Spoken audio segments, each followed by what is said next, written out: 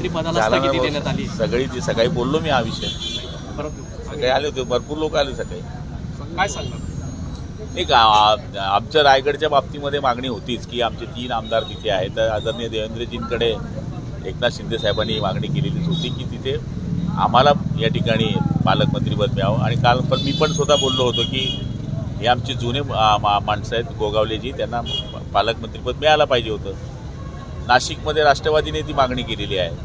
त्यामुळे वरचा निर्णय घेण्याकरता देवेंद्रजी दावोसला असल्यामुळे निश्चितपणाने त्यांनी हा स्टे दिला असेल. आल्यावर तोडगा निघेल.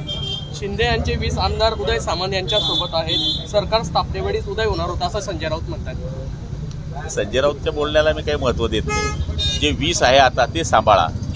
ते इकडे आले तर प्रॉब्लेम नको व्हायला. ठाकरेंना संपवलं, आता शिंदेंना संपवणार असं विजय वडेट्टीवार म्हणताय. भाजपकडे रोख दिलाय. 16 आमदार आहे ना, संपवून टाकतील ते आम्हाला.